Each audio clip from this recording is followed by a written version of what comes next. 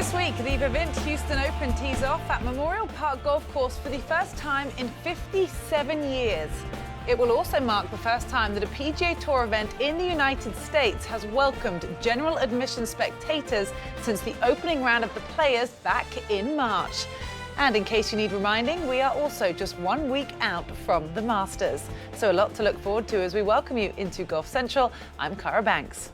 On Thursday, fans will be back on site to watch the strong field that have gathered in Houston. They will be able to do that live. So for more on what will unfold at the Houston Open, let's welcome in our Lisa Cornwell, who is live and on site. Well, Cara, as you can imagine, players are really excited about this. You think about the 13-week hiatus that they had, no fans, and really just living in this bubble. Now, they are still living in that bubble. They are still adhering to all the COVID protocols. But yes, the players, we talked to a lot of them today, a couple on camera, and they are thrilled to have fans back. They feel it's going to be extremely safe and bring a ton of energy to the tournament. It's been a weird year for sure. Things have been going pretty quick. I'm just glad that we're out here playing golf. You know, it was weird. We left the players and we thought we'd be back in a couple weeks, and we thought this thing would just blow over, and you know, look what it turned into. And so we're just glad we're out here playing. It's going to be great to have some fans back out here this week, and looking forward to the rest of the week.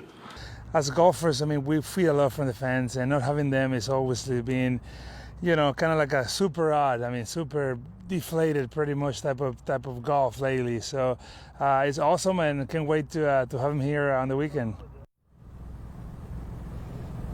I thought Johnny Vegas was going to turn cartwheels out there. He seemed so excited about it, and it was great. Look, it's great for this community, too.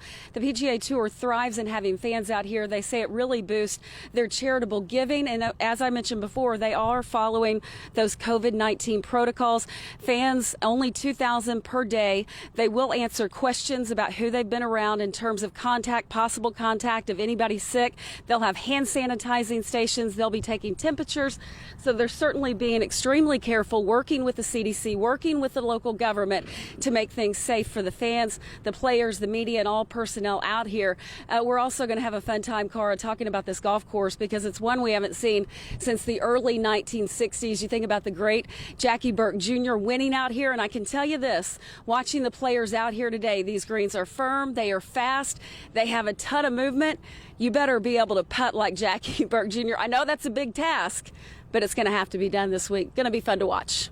Scottie Scheffler was the Rookie of the Year on the PGA Tour last season. Now in his second full year on tour, let's find out what the two-time Korn Ferry Tour winner thinks it will take to get his first victory on the PGA Tour. I think just put myself in position more. You know, like I said earlier, I feel like I'm giving away shots, too many shots early in the week, not really taking advantage of when I'm playing those really good rounds, not necessarily not being able to put it together for 4 days. Like I'll have a day here or there where I'll lose a couple of make a few silly mistakes and stuff like that, and it'll kind of put me on the outside looking in and a little bit too far back on Sundays. And so being able to clean up my rounds a little bit, stay a little bit more consistent, I think would be very helpful. Well, in his last start, Scheffler gained over 6.5 strokes on the field off of the tee. It was by far his most strokes gained off the tee in a single PGA Tour event. His second best performance in that category actually came at this event last year, Trip. So that's a good sign, maybe. Yeah, it certainly is. And you know, when we look at Scottie Scheffler, we see this so many times with very, very talented players. They have success at every level. He won the U.S. Junior.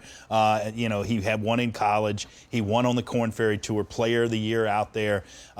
You progress through these things, and what he just said, it shows you the kind of player and perspective that he's able to carry in each one of these steps and why he's had success. I mean, that is something for someone his age to come up with and say, hey, look, it's really a couple of stupid things that happen on Thursday. That's just as important as the things that happen on Sunday. And I'm playing very well, but it's just the handful of things that I have to clean up. And those are easy to clean up if they're strategic errors, if they're thinking errors. That is very easy to clean up. I know that a lot of times, you know, as a player, I would be having trouble with putts early in the week where I just kind of was not really paying full attention mentioned, and those were thinking errors that I could easily correct. And it sounds like those are the kind of errors that he was doing, and maybe like strategic errors, not being aggressive at the right time, trying to play just maybe a little too conservative at the wrong times. Those things are exactly what it's going to take, and he's going to have the week where he does all those things right, and he's going to get through that one patch, because the key to winning on the PGA Tour is that bad round. And what we see is everybody has a bad round, even the best players in the world. I watched Rory McIlroy last year in Memphis. He played a horrible first round, and he shot 69. I mean, he was under par on a day where he could have easily been 4, 5, 6 over par. He turned a poor ball striking day, poor really decisions and things he was doing into a round that he kept in there. Now, he ultimately ended up finishing second to Brooks Koepka. But again, those are the things that you have to do. Playing poor golf well, and that's the key to winning on the PGA Tour, is that one round where it could give you a 73, you turn it into a 70 or 69. Yeah. And boy, Tiger Woods was the best at that. That is good advice. And Scottie Scheffler seems to have a very mature head on a young set of shoulders. And he'd be a good dark horse, I would think, perhaps for the next couple of weeks.